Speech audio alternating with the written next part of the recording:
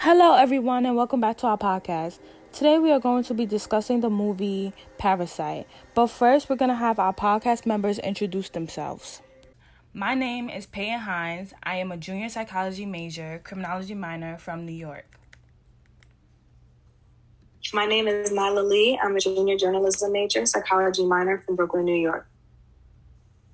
My name is Cyan Fleming, psychology major, legal communications minor from New York.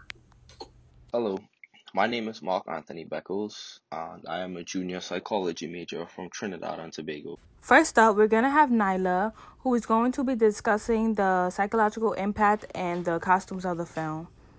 The psychological impact of this film is based not on capitalism, but the effect that the economic structure has on the manner in which different socioeconomic groups interact with each other. The film is centered around the lives of the Kims, a lower-class family struggling to make ends meet, and their interactions with the Parks, a wealthy family with an employee for nearly every task in their home. In short, the Kim family is able to create jobs for themselves by causing the release of the Parks employees and replacing them, all while keeping the fact that they are related a secret. The premise of the film plays a lot on the psychological impact that the stress of poverty has on the Kim family, as well as housekeeper Moon Gwang, whose husband appears to have schizophrenic tendencies as a result of being hidden away in the Park's basement under the pressure of being unable to pay his debts. Stress also leads the Kim family to make rash decisions, particularly in the scene where they realize what's going on in the basement without their knowledge, thus leading to the tension throughout the remainder of the film. Additionally, we see many examples of the narcissism caused by a disregard for the lives of the lower class on the part of the upper class. The biggest example of this being when there is a storm and the Kim's home floods, rendering them homeless. During their next day at the Park's house, Mr. Kim overhears Mrs. Park telling a friend how much they needed the rain. The wealthy are completely unaware of the fact that the storm has destroyed the lives of many of the lower class in the city. The Parks even go so far as to ignore the stabbing of the daughter of the Kim family and drove away as she lay dying. Lastly, the film makes reference to traumatic events, particularly for children, and how their parents' reactions to such events shapes them as an individual. Da Song, the son of the Park family, has recollection of seeing Moon Gwang's husband peeking from the basement at him. Da Song spends time believing that he saw a ghost, thus leading him to numerous counseling sessions with Ki Jung. As far as costumes, the designer of the film was clear in their intention to dress the Park family formally, and the Kims to reflect a lower social class. The Park father and son typically wear suits, and the mother and daughter wear expensive dresses and jewelry. The mother in particular typically wears pearls, indicative of wealth. For the Kims, their clothes at home are typically old and worn.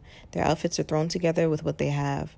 Many of their clothes are too baggy or slouchy, indicating that they are hand-me-downs. At work, the same applies, however, they try to dress up to appear work-appropriate. However, subtleties such as the fit of the blazers or unironed undershirts reflect the true state of their lives.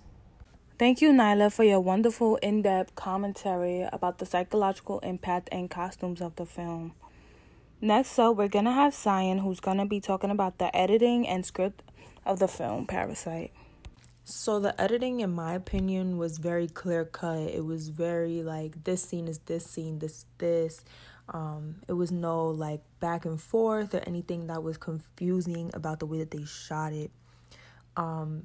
Things that I noticed were that when it came to the camera angles, they shot, the Kim family's home in very, short frames, if that makes any sense. So, when they would shoot the richer family's home, they would shoot it in a way where, they were facing upwards, as in, establishing their sense of wealth and, that hierarchy. And when it came to, shooting, around the house, they would shoot where, it was zooming out almost, and, so that you can see the entire hallway.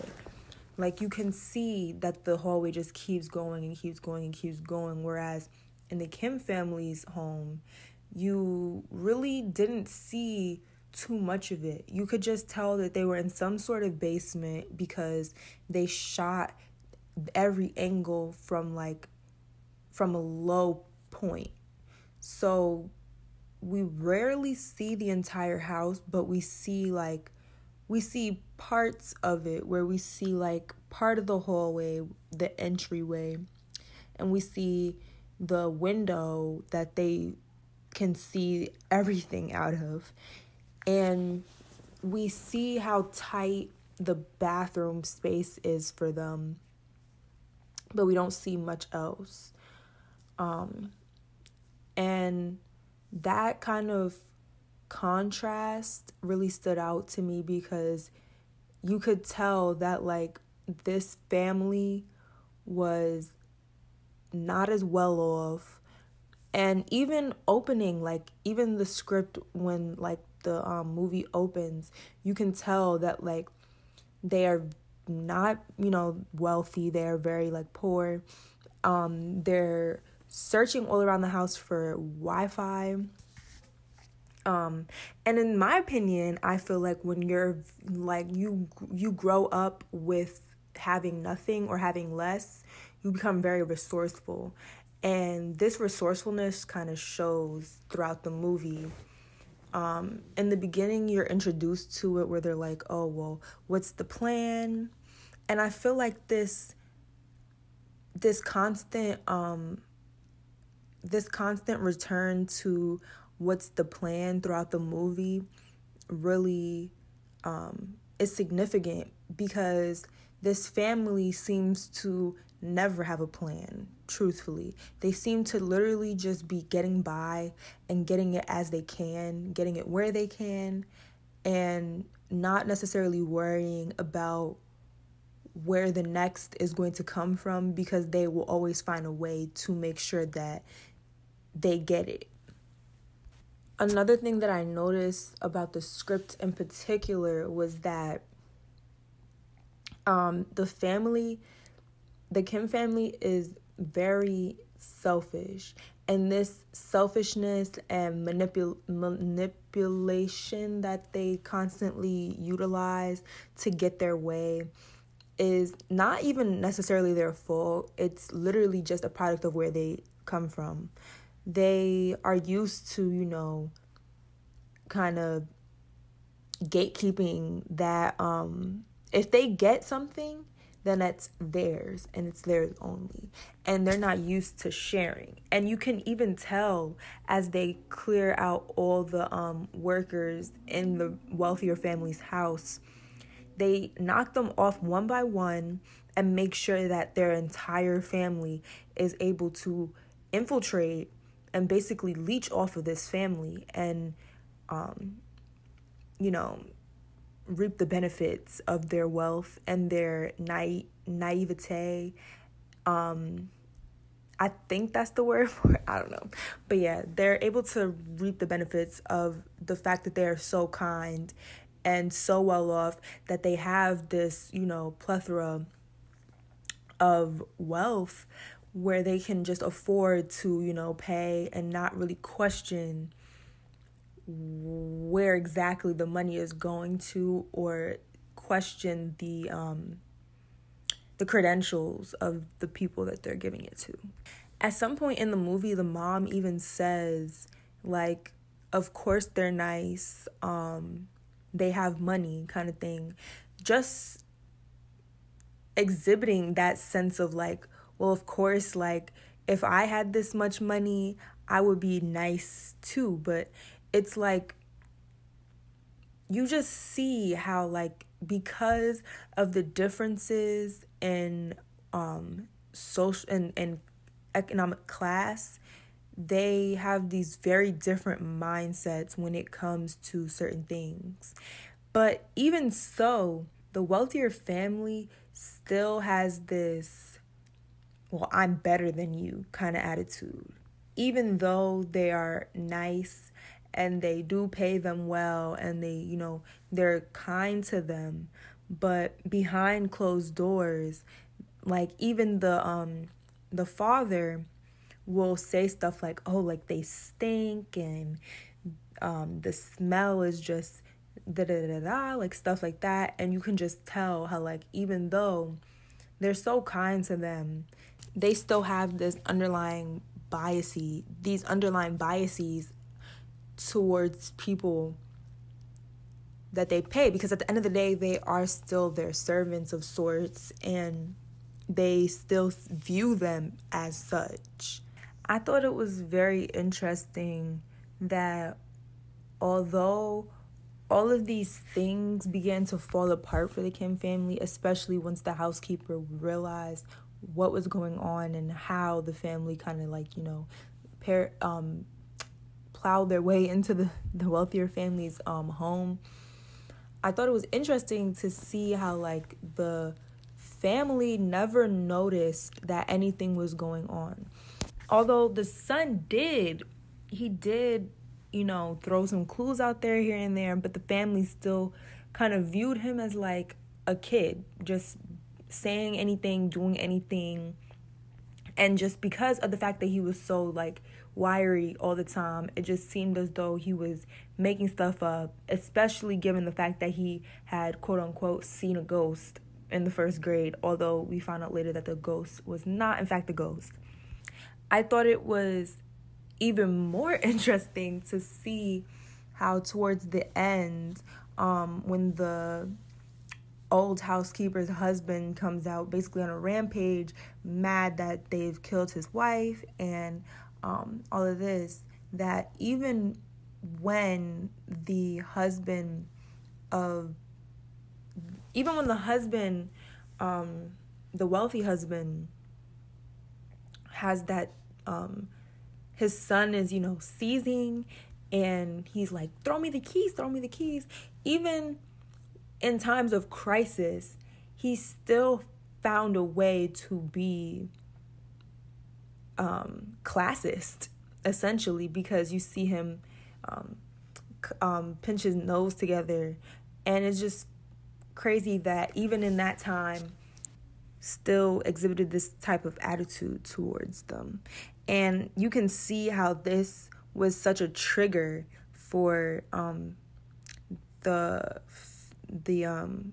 father in the Kim family, as he just, kind of snaps and kills the husband.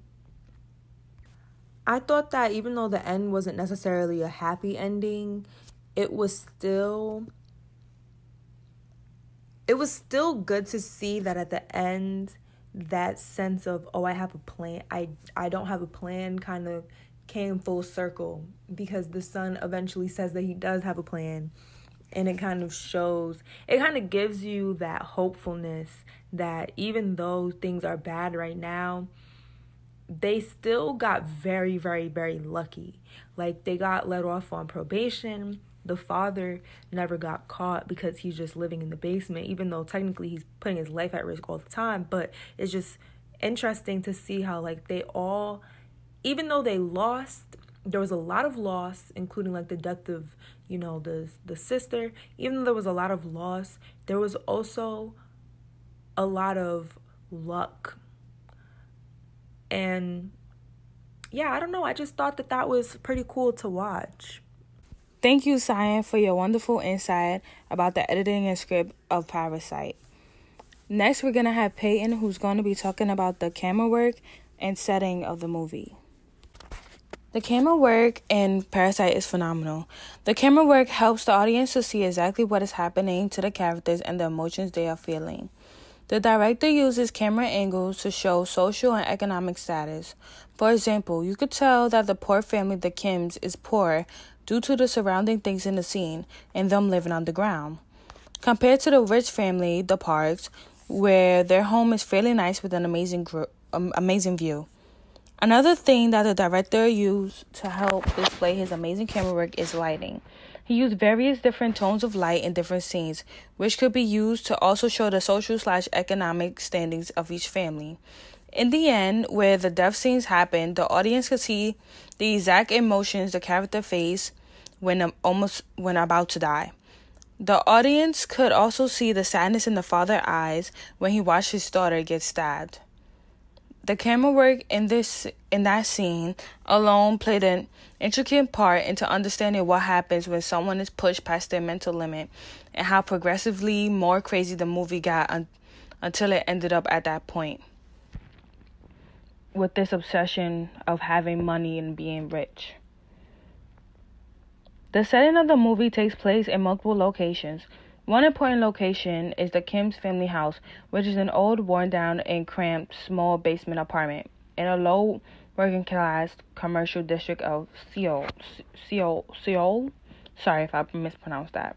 And the Park's house, which is a modern, expensive house that's more like a mini mansion, which is important because these houses set the scene for the characters and their dynamics. Another part where the movie takes place is in the backyard of the Park's house, where the Kim scam of trying to take over the Park's life continues. However, it also falls apart right in that very same backyard. Thank you, Peyton, for your commentary on the camera work and the setting of the movie. Next up, we're going to have Mark Anthony, who's going to be talking about the cast and the music of the film. The casting for the film Parasite was a simple-minded one, as most of, if not all, the roles were taken up by residents of South Korea. Since the film is foreign, it is not a surprise that there aren't any Hollywood stars in the lineup of actors and actresses within the film. With that being said, however, one name to remember would be that of Park Seo-joon, who played the role of Min in the film. Park Seo-joon is slowly on his way to stardom, as he is currently on the roster of names for the big upcoming film The Marvels. The Marvels is an upcoming American superhero film based on Marvel Comics, and it is scheduled to be released in 2023. Park Seo-joon will be acting aside stars like Brie Larson and Samuel L. Jackson, and may even be able to register his name amongst the greats with a good performance. Something that I can appreciate about the musical component of the film Parasite is that all the songs used in it are original pieces, all composed by one artist. His name is Jung Jae, and he is a South Korean musical composer that worked together with the label Stone Music Entertainment to create 25 original soundtracks for the film. With this much range, Jae has a wide variety of musical tones to play around with and dictate the mood of every scene. An example of this is where we can see a change in musical tone when the movie went from its dark, thriller-esque scenes to the warm and bubbly comedic scenes throughout the film. Thank you, Mark Anthony, for your comments on the music and the cast of the film. Thank you for taking the time out of your day to listen to our podcast about Parasite. We hope our commentary encourages you to go watch this spectacular film yourself. We hope you could join us for our next podcast.